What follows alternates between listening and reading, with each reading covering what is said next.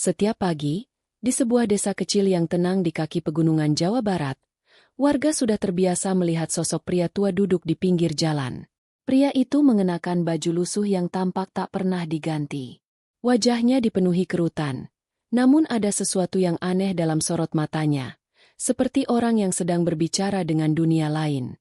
Dia akan duduk tepat di bawah pohon besar di tikungan jalan desa, tempat di mana anak-anak sekolah sering lewat, petani pulang membawa hasil panen, dan kendaraan sesekali melintas.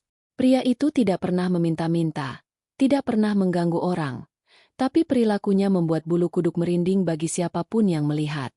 Karena setiap hari, tanpa peduli panas atau hujan, pria tua itu akan duduk sendiri dan mulai berbicara.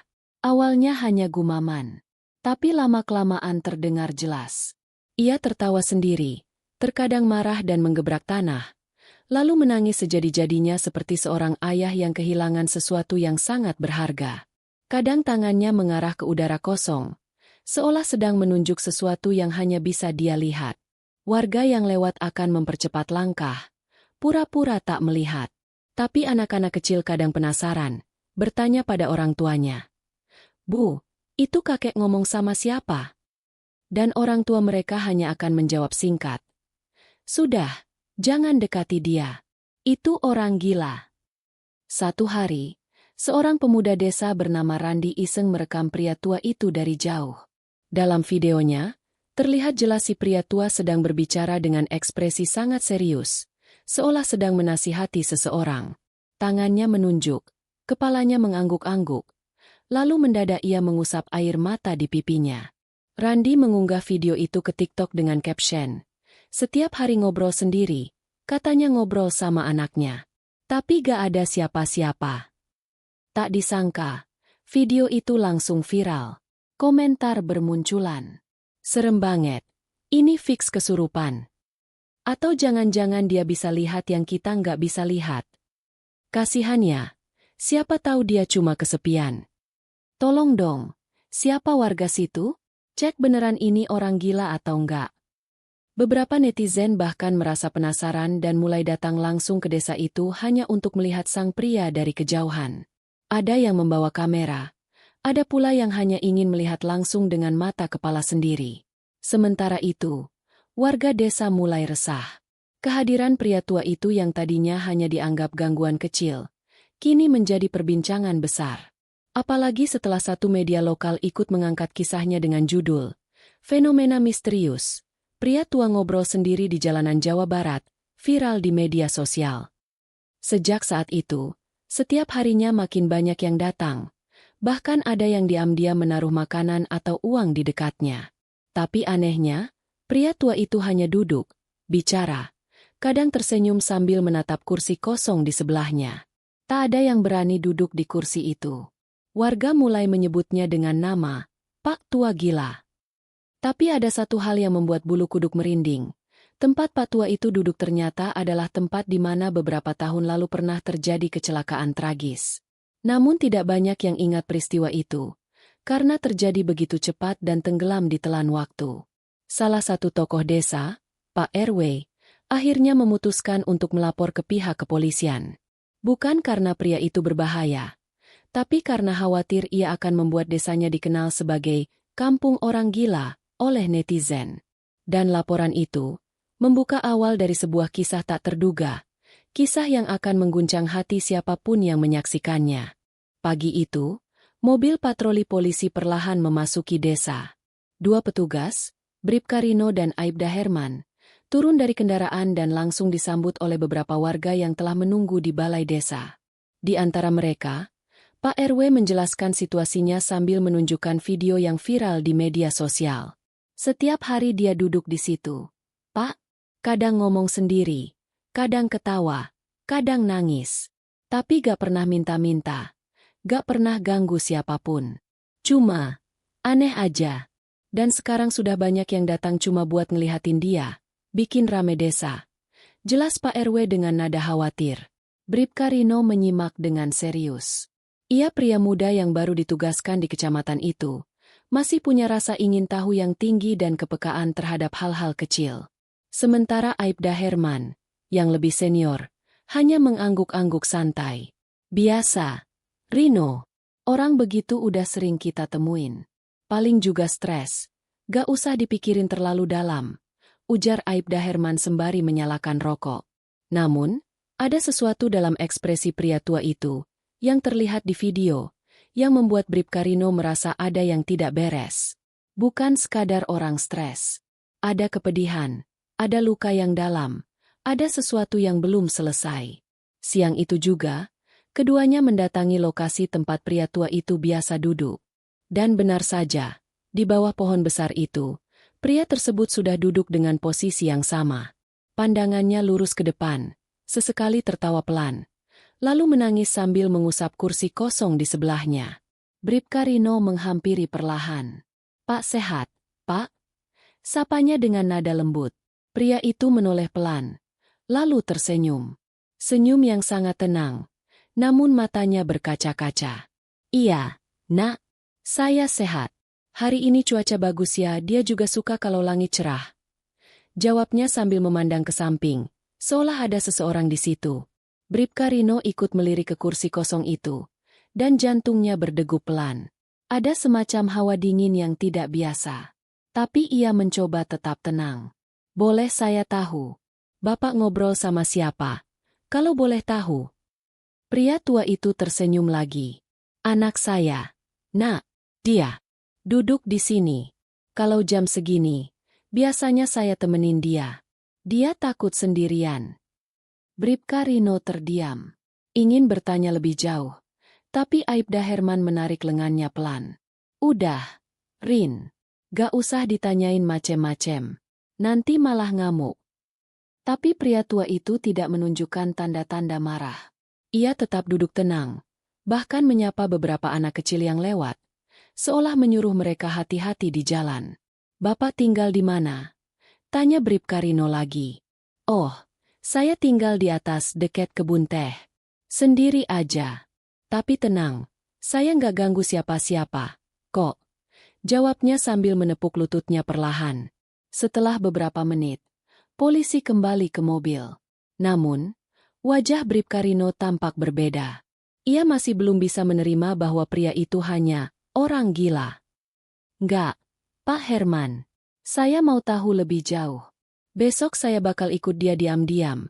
Mau tahu dia tinggal di mana dan kenapa bisa begini," kata Rino dengan mata serius. Aibda Herman tertawa kecil. "Ya udah, asal jangan takut aja. Nanti malah ikut-ikutan ngobrol sendiri loh." Esok harinya, Bribka Rino datang ke desa sendirian. Ia mengenakan pakaian biasa agar tak mencolok. Dari kejauhan, ia mengintai pria tua itu dari balik warung. Pria itu duduk seperti biasa, bicara pelan sambil sesekali tertawa dan mengangguk, seperti sedang mendengarkan anak kecil bercerita. Lalu, sekitar pukul 5 sore, pria tua itu berdiri. Ia mengambil kantong plastik berisi makanan, menepuk kursi di sampingnya seolah berkata, "Ayo pulang, Nak." Lalu mulai berjalan perlahan ke arah bukit kecil di ujung desa. Bribka Rino mengikuti dari kejauhan. Jalanan mulai sepi, langit mulai gelap, dan hawa dingin mulai menyelimuti desa. Langkah pria tua itu perlahan, namun pasti. Sesekali ia berhenti, berbicara lagi, tertawa kecil, lalu berjalan lagi. Ia melintasi kebun, menyusuri jalan setapak yang hampir tertutup rumput liar. Hingga akhirnya, ia menghilang ke dalam rimbunnya pepohonan di ujung kebun. Bribka Rino pun mempercepat langkah, memastikan jejaknya tetap aman. Ia tak tahu bahwa apa yang akan ia temukan di balik pepohonan itu akan mengubah cara pandangnya terhadap dunia selamanya. Langkah Bribka Rino makin perlahan saat ia mulai memasuki kawasan kebun yang tampak tak terawat. Semak belukar tumbuh liar di pinggir jalan setapak, dan pohon-pohon tua berdiri menjulang, menutup sebagian besar cahaya senja yang mulai meredup. Di depan sana, sosok pria tua masih terus berjalan, sesekali menoleh ke samping dan mengangguk, seolah mengiyakan obrolan dari seseorang yang tak terlihat. Rino mulai merinding. Tapi rasa penasaran jauh lebih besar dari ketakutannya. Ia tahu ini bukan sekadar orang gila biasa. Setiap gerakan pria itu terlalu rapi, terlalu sadar, dan terlalu konsisten. Ada sesuatu yang ingin disampaikan dunia lewat tubuh renta itu. Dan Rino, entah kenapa, merasa seolah ditakdirkan untuk menjadi saksi. Pria tua itu berhenti di dekat batu besar yang ditumbuhi lumut. Capek ya, nak? Duduk dulu bentar nggak apa-apa. Iya, ayah juga Cape. Katanya sambil menepuk batu itu dengan pelan, seperti mempersilakan anak kecil duduk di sana. Tak ada siapa-siapa di sampingnya. Tapi Rino bisa merasakan hawa berbeda menyelimuti udara di sekeliling. Tinggi. Angin berhenti. Hutan seperti menahan napas. Ia berjongkok perlahan di balik pohon, menahan suara agar tak menimbulkan bunyi sedikit pun. Pria tua itu mengeluarkan selembar kain kecil dari kantongnya. Kain itu sudah lusuh, warnanya pudar, tapi dari kejauhan, Rino bisa melihat ada pola kartun di atasnya. Seperti sapu tangan milik anak-anak. Nih, ayah bawa sapu tanganmu. Masih ingat? Yang kamu minta dulu waktu ulang tahun ke-5. Ucapnya sambil mengelus kain itu dengan lembut. Ia lalu menatap langit, menarik napas panjang, lalu berkata lirih. Kita pulang, nak. Udah sore. Nanti kalau malam, banyak suara-suara aneh, kamu kan takut. Pria itu bangkit lagi, melanjutkan perjalanan masuk lebih dalam ke hutan kecil itu. Rino mengikuti. Ia mulai merasa langkahnya seperti menembus dimensi lain, seolah waktu melambat, dan suara hutan bergema aneh di telinga. Akhirnya, setelah berjalan hampir 20 menit, mereka sampai di sebuah gubuk kayu yang hampir runtuh. Atapnya miring, pintunya setengah terbuka, dan dindingnya dipenuhi bekas jamur dan lumut. Tapi anehnya, halaman depan gubuk itu bersih, seperti ada yang setiap hari menyapu. Pria tua itu membuka pintu perlahan, lalu mempersilakan masuk pada seseorang yang tak kasat mata. Masuk duluan ya. Ayah nyusul. Jangan lupa lepas sepatu. Bersih, kan kita janji. Katanya pelan sambil tersenyum. Rino, dengan napas ditahan, perlahan mendekat ke jendela kayu yang kacanya sudah retak. Dari sela-sela papan, ia mengintip ke dalam. Dan di sanalah, ia melihat sesuatu yang membuat jantungnya hampir berhenti. Di dalam gubuk itu, ada satu meja kecil dengan 2 piring kosong di atasnya. Di sebelahnya, ada 2 kursi kayu mungil, satu besar, satu kecil. Di lantai, ada mainan-mainan tua yang tersusun rapi, mobil-mobilan dari kayu, boneka tangan yang lusuh, dan sebuah bola karet yang tampaknya sudah lama tak dipakai. Tapi yang paling menyentuh adalah satu dinding yang dipenuhi foto-foto anak kecil. Ratusan lembar foto dari berbagai usia, semua wajahnya sama. Wajah seorang anak laki-laki dengan senyum manis, dari bayi hingga usia sekitar 6 tahun. Di tengah-tengah foto itu, ada satu bingkai besar bertuliskan, "Anakku, jangan takut. Ayah di sini selalu menunggu." Rino hampir tak bisa menahan air matanya. Ia menelan ludah, lalu melihat pria tua itu duduk di kursi besar. Ia mengambil sendok kayu dan pura-pura menyuapi sesuatu ke kursi kosong di depannya. "Nih, makan dulu, ayah masakin kesukaanmu. Nanti kalau udah kenyang, kita cerita lagi ya." Rino merasa lututnya lemas. Tapi ia tahu, ini belum cukup. Ia harus tahu siapa anak itu. Siapa pria tua ini? Dan kenapa ia setiap hari duduk di pinggir jalan, bicara seperti itu? Ada misteri besar yang belum terungkap. Malam mulai turun. Lampu di gubuk itu tidak menyala. Tapi Rino tetap diam di balik semak, menyaksikan pemandangan aneh yang membuatnya sadar bahwa cinta seorang ayah bisa bertahan bahkan melampaui batas antara hidup dan mati. Ia tidak tahu bahwa malam itu adalah malam yang akan mengubah hidupnya. Udara malam di sekitar gubuk itu semakin dingin. Kabut turun perlahan, menyelimuti hutan kecil seperti tirai tipis yang membungkus semua misteri yang tersembunyi di dalamnya. Bribka Rino masih bersembunyi di balik semak-semak. Tubuhnya mulai gemetar bukan karena takut, tapi karena emosi yang bercampur antara haru, penasaran, dan firasat buruk. Dari jendela yang pecah itu, ia masih bisa melihat pria tua itu berbicara lembut, sambil mengelus piring kosong di depannya. "Kalau udah kenyang, kita cerita ya. Ayah mau denger kamu nyanyi lagi, nak." Kemudian, pria itu bangkit, mengambil lilin kecil dan menyalakannya. Ia berjalan pelan ke arah belakang rumah, membawa sapu tangan anak kecil yang tadi ia tunjukkan di perjalanan. Rino langsung bergerak cepat. Ia mengikuti dari kejauhan, menyusup melewati rimbunan pohon kecil, hingga akhirnya sampai di sebuah lahan sempit di belakang gubuk, yang ternyata adalah sebuah makam. Makam itu kecil, dikelilingi oleh batu-batu yang disusun rapi. Di atasnya, hanya ada sebuah nisan kayu yang sudah hampir lapuk, namun masih bisa terbaca samar-samar. Rafa Alfarizi, putra ayah tercinta.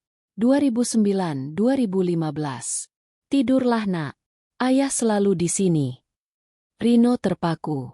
Tak mampu berkata-kata. Ia kini mengerti. Anak yang selama ini diajak bicara oleh pria tua itu sudah lama meninggal dunia. Pria tua itu duduk bersimpuh di depan makam. Ia menaruh sapu tangan itu di atas pusara, lalu berdoa dalam diam. Tangisnya lirih, tapi menggetarkan. Allah, jagain dia di sana ya. Jangan biarkan dia sendiri. Kalau bisa, biar saya yang sendiri aja. Kata-katanya menyayat, menggetarkan relung hati siapapun yang mendengarnya. Rino tidak kuasa lagi menahan diri. Ia melangkah keluar dari balik semak, perlahan mendekati pria tua itu. Pak, ucapnya pelan. Pria itu menoleh. Tak terkejut, tak marah, justru tersenyum tenang. Kamu ngikutin saya ya, dari tadi? Tanyanya, seolah sudah tahu. Iya, Pak. Maaf, saya cuma pengen ngerti. Jawab Rino dengan suara serak. Pria itu mengangguk pelan, lalu mempersilakan Rino duduk di sebelahnya. Nama saya Hamdan, ujarnya perlahan. Saya cuma ayah yang belum bisa ikhlas kehilangan anaknya. Lalu, dalam cahaya lilin dan dinginnya udara malam itu, Pak Hamdan mulai bercerita tentang masa lalu yang pilu, tentang anak sematawayangnya, Rafa, yang meninggal dunia dalam kecelakaan tragis di jalan tempat ia duduk setiap hari itu. Kami cuma berdua sejak istri saya meninggal. Rafa anak yang ceria, pintar, dan paling suka bercerita. Setiap sore kami duduk di pinggir jalan itu, ngobrol, bercanda. Hari itu, hujan deras. Saya lupa jemput dia. Dia nekat jalan sendiri, mobil dari arah kota ngebut dan Pak Hamdan menahan tangis. Tubuhnya bergetar. Rino hanya bisa menunduk. Sejak itu, saya gak pernah bisa tinggalkan tempat itu. Karena itu tempat terakhir saya lihat dia. Saya ngerasa dia masih di sana. Nunggu saya. Jadi saya duduk di situ. Tiap hari. Ngobrol. Kayak dulu lagi biar dia nggak kesepian. Rino meneteskan air mata. Tak ada yang bisa ia ucapkan, selain membiarkan Pak Hamdan menyelesaikan kisahnya. Malam itu, dua orang laki-laki, yang satu muda, satu tua, duduk di depan makam kecil di tengah hutan, ditemani lilin kecil dan sapu tangan usang. Mereka tidak bicara banyak. Tapi di antara mereka mengalir doa, haru, dan ketenangan yang tak bisa dijelaskan dengan logika. Dan malam itu pula, Bribka Rino bersumpah dalam hati, kisah ini tidak boleh berhenti di sini. Dunia harus tahu bahwa di balik gelar orang gila yang diberikan netizen, tersembunyi cinta luar biasa yang bahkan kematian pun tak bisa pisahkan. Ia akan pulang dan mulai membuka kisah ini untuk publik. Tapi ia belum tahu, akan ada kejutan lain yang menanti. Yang lebih dalam, yang lebih mengejutkan. Karena tak semua yang terlihat seperti cinta, adalah kebenaran yang utuh. Keesokan harinya, Bribka Rino pulang ke kantor polisi dengan mata bengkak dan kepala penuh tanya. Ia langsung menulis laporan malam itu, menyampaikan semua yang ia saksikan, dari perjalanan mengikuti Pak Hamdan hingga kisah tentang makam kecil Rafa di belakang gubuk. Namun, saat laporan itu dibaca oleh Aibda Herman, reaksi yang ia berikan justru membuat Rino terdiam. Rafa? Gumam Herman sambil memicingkan mata. Namanya Rafa. Bilangnya meninggal tahun 2015. Iya, Pak. Kenapa? Tanya Rino penasaran. Aibda Herman berdiri, membuka laci tua yang penuh berkas lama, lalu menarik map berwarna coklat yang sudah mulai menguning. Ini Laporan kasus kecelakaan anak kecil tahun 2015. Nama korban, Rafa Alfarizi. Usia 6 tahun. TKP, Jalan Raya Ciputri. Tepat di depan halte tempat Pak Hamdan selalu duduk. Rino mengangguk. Berarti benarkan, Pak? Semua yang diceritakan Pak Hamdan nyata. Namun Herman belum selesai. Ia menarik lembaran kedua. Tapi yang bikin saya heran, di laporan ini tertulis kalau pelaku tabrak lari belum ditemukan. Saksi mata bilang anak itu sempat teriak minta tolong. Dan ayahnya gak ada waktu kejadian. Ada dugaan. Anak itu lari keluar rumah karena takut dihukum. Rino terdiam. Lebih aneh lagi, lanjut Herman sambil menunjuk lembar ketiga. Ada laporan dari panti sosial tahun 2016. Katanya, Pak Hamdan pernah menjalani pemeriksaan kejiwaan. Waktu itu dia sering mengaku berbicara dengan anaknya. Dan sempat menyakiti diri sendiri. Jantung Rino berdegup kencang. Jadi, yang selama ini saya lihat bisa jadi bukan semata-mata cinta seorang ayah, bisiknya. Aibda Herman mengangguk pelan. Bisa jadi itu. Rasa bersalah yang tak pernah selesai. Hari itu juga, Rino kembali ke gubuk Pak Hamdan. Ia ingin bertanya langsung, ingin menyelami kebenaran dari mulut sang ayah. Namun, ketika ia tiba di sana, gubuk itu kosong. Pintu terbuka, halaman tak lagi bersih, dan semua mainan yang kemarin tertata rapi, kini berantakan. Foto-foto Rafa yang menempel di dinding, robek. Angin seolah memainkan serpihan kertas dan debu yang beterbangan di dalam ruangan. Rino memanggil. Pak Hamdan? Bapak di mana? Tak ada jawaban. Ia berkeliling ke belakang gubuk, menuju makam kecil Rafa. Namun, sesampainya di sana, ia tercekat. Nisan kayu itu tidak ada. Yang tersisa hanya tanah kosong, dengan rumput liar yang tinggi. Tak ada tanda-tanda pernah ada kuburan. Tak ada batu, tak ada sapu tangan, bahkan lilin sisa semalam pun hilang. Rino menatap sekeliling. Hutan itu hening, terlalu hening. Dan saat ia kembali ke bagian depan gubuk, ia melihat sesuatu yang membuat darahnya membeku. Di dinding gubuk, dengan cat merah yang masih basah, tertulis, "Jangan ikuti aku. Kamu gak akan kuat." Tangannya gemetar. Ia mengangkat radio panggil, mencoba menghubungi pos polisi, namun sinyal terganggu. Suara hanya gemerisik. Ia melangkah cepat keluar hutan, menyusuri jalan setapak kembali ke desa. Sesampainya di sana, ia langsung menemui Pak RW dan bertanya tentang Pak Hamdan. Namun jawaban yang ia terima membuat lututnya lemas. Pak Hamdan? Lah, Pak, dia itu udah meninggal 3 tahun yang lalu. Rino mengerutkan kening. Apa maksudnya, Pak RW? Saya barusan semalam ngobrol langsung sama dia. Saya lihat rumahnya. Saya ikuti dia ke makam anaknya. Pak RW menggeleng. Wajahnya pucat. Gubuk itu udah lama kosong. Pak Hamdan ditemukan meninggal di situ, gantung diri. Karena gak bisa nerima kematian anaknya. Udah 3 tahun lalu. Warga udah gak ada yang berani ke sana.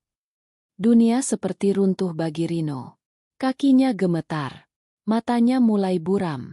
Kalau begitu, siapa yang saya temui? Dan di saat itu juga, handphonenya bergetar. Satu pesan masuk. Dari nomor tak dikenal. Isinya hanya satu kalimat. Terima kasih udah temenin Rafa ngobrol sore kemarin. Ayah udah gak sendiri sekarang. Layar handphone mati. Dan angin berhembus dingin di leher Rino. Apa sebenarnya yang terjadi? Dan kenapa ia yang dipilih untuk menjadi saksi semua ini? Bribka Rino terdiam lama di halaman rumah Pak RW. Pesan misterius itu terus berputar dalam pikirannya. Bulu kuduknya meremang. Ia tahu, ia tidak sedang dihadapkan pada kasus biasa. Ini bukan sekadar kisah duka seorang ayah. Tapi ada sesuatu yang lebih besar, lebih gaib, dan mungkin melibatkan dunia yang tak terlihat. Malam itu, ia memutuskan untuk kembali ke gubuk Pak Hamdan. Sendirian. Dengan senter di tangan dan doa yang terus ia bisikan dalam hati, ia menyusuri kembali jalan setapak menuju hutan kecil itu. Kabut turun lebih tebal dari sebelumnya. Bayangan pohon menjulang tampak seperti siluet makhluk besar yang mengintai dalam gelap. Sesampainya di gubuk, suasana berbeda total. Rumah itu kini tertutup rapat. Tapi dari sela dinding, terlihat cahaya temaram berwarna kebiruan. Seolah ada seseorang di dalamnya. Rino menahan napas. Ia melangkah maju, mengetuk pintu kayu itu perlahan. Tok, tok, tok. Tak ada jawaban. Namun saat ia hendak mengetuk lagi, tiba-tiba pintu terbuka sendiri. Tanpa suara, tanpa dorongan. Dan yang ia lihat di dalam, membuatnya nyaris tak mampu berdiri. Gubuk yang semula hancur dan berantakan, kini berubah. Bersih, rapi. Dindingnya penuh dengan gambar tangan anak-anak. Di sudut ruangan, duduk seorang anak kecil dengan baju putih lusuh. Rafa. Anak itu menoleh, menatap Rino. Matanya teduh, tapi dalam. Senyumnya pelan. Kamu temannya ayah ya? Rino terpaku. Tak bisa bicara. Jangan takut. Ayah udah tenang sekarang. Aku juga tenang. Tiba-tiba, seluruh ruangan berubah jadi terang. Cahaya putih menyilaukan memancar dari setiap sudut. Lalu perlahan-lahan, semua lenyap. Gubuk kembali menjadi tempat tua yang kosong dan rusak. Tak ada Rafa. Tak ada cahaya. Tak ada kehangatan. Yang tersisa, hanya sebuah boneka kayu kecil di lantai. Bentuknya seperti anak laki-laki, memegang sapu tangan mungil di tangan kanan. Rino memungut boneka itu. Saat ia membaliknya, ada tulisan kecil terukir di bagian belakang. Jangan tangisi kami, doakan saja kami. Rino terduduk. Air matanya jatuh. Ia baru sadar bahwa tugasnya belum selesai. Bahwa Rafa dan Pak Hamdan mungkin muncul untuk menyampaikan pesan. Pesan yang harus ia sampaikan ke dunia. Beberapa hari kemudian, Rino membuat sebuah video dokumenter pendek. Ia menyusuri jalanan tempat Pak Hamdan biasa duduk. Ia menceritakan semua pengalamannya, tentang pertemuannya, tentang kisah cinta ayah dan anak, tentang kepergian, dan pesan terakhir mereka. Video itu ia unggah ke kanal YouTube milik kepolisian setempat, bagian program humanis. Tak disangka, video itu viral. Dalam waktu 3 hari, video itu ditonton lebih dari 4 juta kali. Kolom komentar dipenuhi ucapan haru, doa, dan pengakuan dari banyak orang yang pernah melihat Pak Hamdan duduk sendirian tanpa tahu cerita di baliknya. Banyak yang menyesal karena pernah mengira pria itu gila. Banyak yang menangis karena merasa relate dengan kehilangan. Dan banyak pula yang mulai berani menceritakan kisah-kisah tak terlihat dari keluarga mereka sendiri. Namun, malam itu, saat Rino hendak mematikan komputer, notifikasi baru muncul di email pribadinya. Pengirim, tak dikenal. Subjek, jangan berhenti. Isinya, masih banyak yang belum kamu lihat. Masih banyak yang terjebak antara dunia dan kenyataan. Mereka butuhmu, Rino. Tertanda. Rino terpaku. Tangannya gemetar. Apakah itu Rafa? Atau sesuatu yang lebih besar sedang membawanya ke jalan yang baru? Satu hal yang ia yakini kini, ia bukan sekadar polisi. Ia adalah saksi dari dunia yang tak banyak berani melihat. Dan kisah ini belum selesai.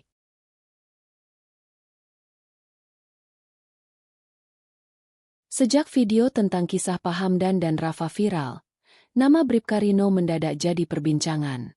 Tak hanya di kalangan warganet, tapi juga di lingkaran institusi.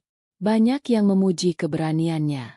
Tapi tak sedikit pula yang mencibir, menyebutnya terlalu larut dalam halusinasi emosional. Namun bagi Rino, tak ada lagi keraguan. Ia tahu apa yang ia lihat.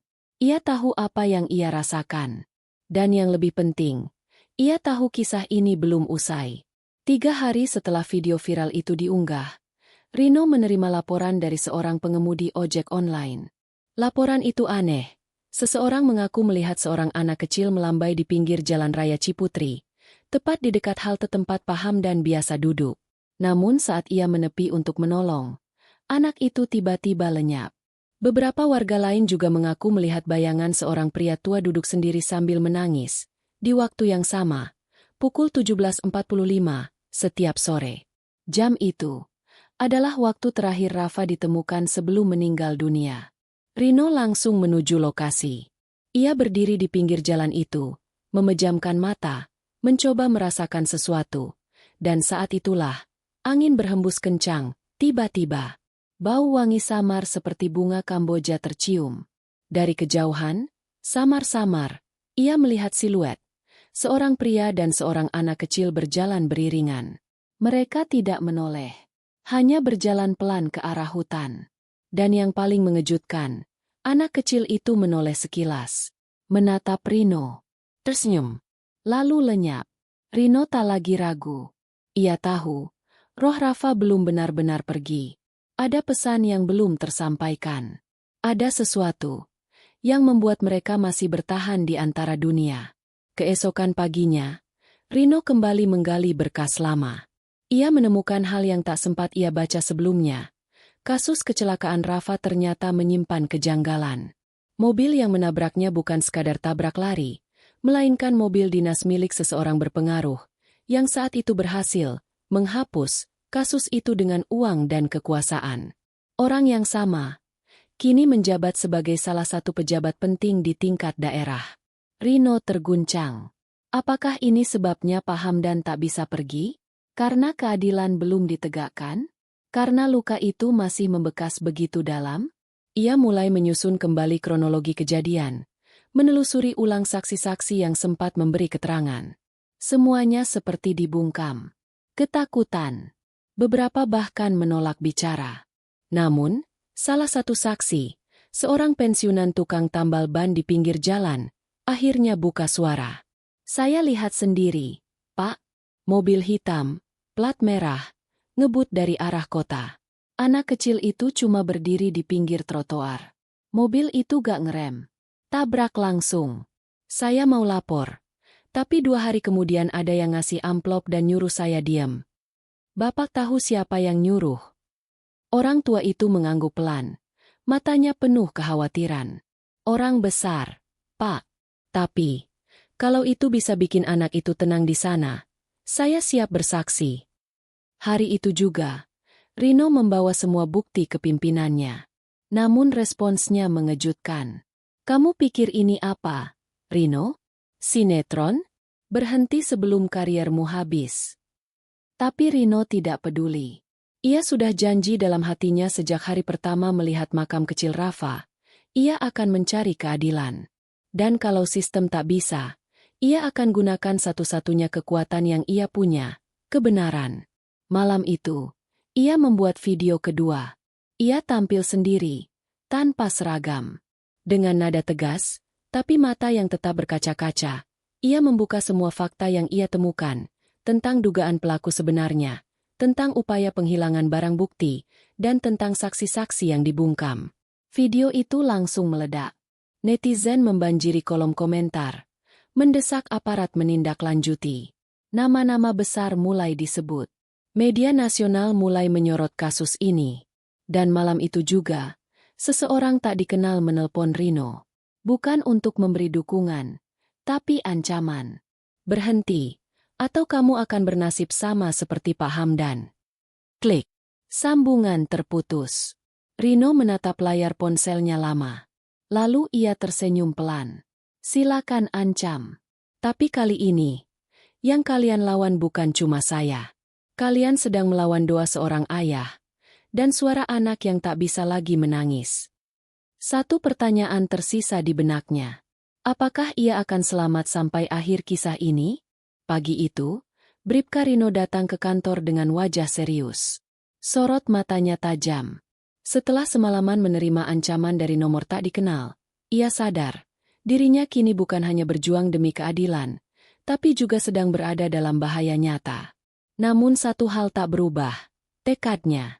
Ia membawa semua bukti baru, rekaman wawancara dengan saksi, hingga dokumentasi kejadian yang mengarah pada satu nama, DRS Handoko Wiratama, pejabat tinggi daerah yang kala itu dikenal memiliki mobil dinas sesuai dengan ciri kendaraan pelaku tabrak lari Rafa.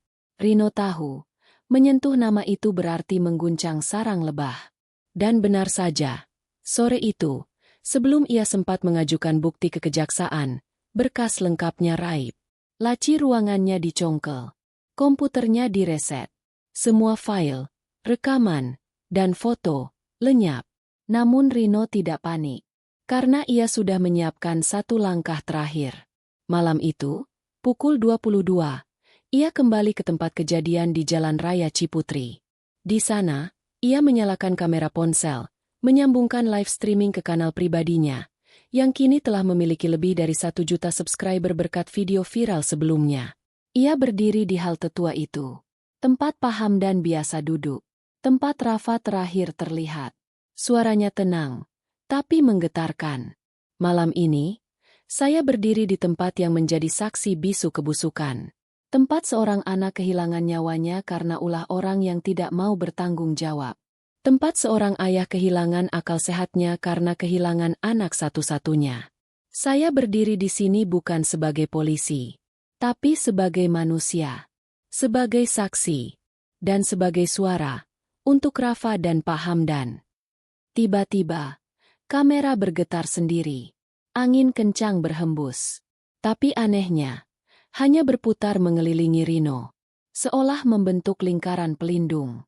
Lalu, muncul suara. Pelan, lirih, tapi terdengar jelas. "Terima kasih, Om Rino." Rino menoleh cepat, tapi tak ada siapapun. Namun penonton di siaran langsung memenuhi kolom komentar dengan panik. Ada anak kecil di belakang Kak Rino.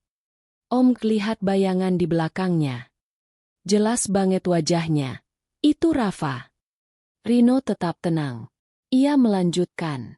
"Saya tahu kamu di sini, Rafa. Saya tahu kamu dengar.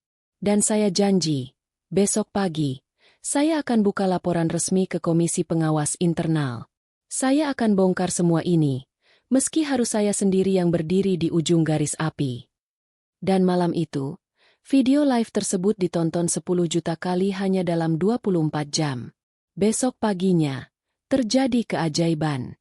Seorang wartawan senior datang ke kantor polisi, menyerahkan salinan dokumen yang sama persis dengan yang dimiliki Rino sebelumnya. Ternyata, saat melihat video pertama Rino, wartawan itu diam-diam mulai menelusuri kasus tersebut dan berhasil menyelamatkan semua bukti tambahan. Tak hanya itu, salah satu mantan ajudan DRS Handoko juga ikut bersaksi. Kasus itu dibuka kembali. Proses penyelidikan berlangsung cepat karena tekanan publik luar biasa. Dan akhirnya, DRS Handoko resmi ditetapkan sebagai tersangka dalam kasus tabrak lari tahun 2015, serta tuduhan penghilangan barang bukti dan penyalahgunaan kekuasaan. Seluruh media nasional menyorot peristiwa ini sebagai kisah keadilan dari alam gaib. 2 minggu setelah keadilan ditegakkan, Rino kembali mengunjungi gubuk Pak Hamdan. Kali ini, ia membawa bunga. Sesampainya di sana, ia terkejut. Gubuk itu sudah tidak ada. Yang tersisa hanyalah lahan lapang, rumput hijau segar, dan sebuah nisan batu marmer baru di bawah pohon besar. Tertulis di sana, Rafa Alfarizi Hamdan Suparta, ayah dan anak yang kini telah pulang bersama. Mereka hanya ingin didengar dan didoakan. Rino menunduk, menaruh bunga di depan nisan itu. Dan sebelum ia pergi, angin kembali berhembus lembut. Seolah ada pelukan halus menyentuh punggungnya. Lalu, suara kecil terdengar. "Terima kasih, Om Rino. Sekarang aku bisa main sama ayah." Rino menatap langit, tersenyum. "Selamat bermain, Rafa. Selamat pulang."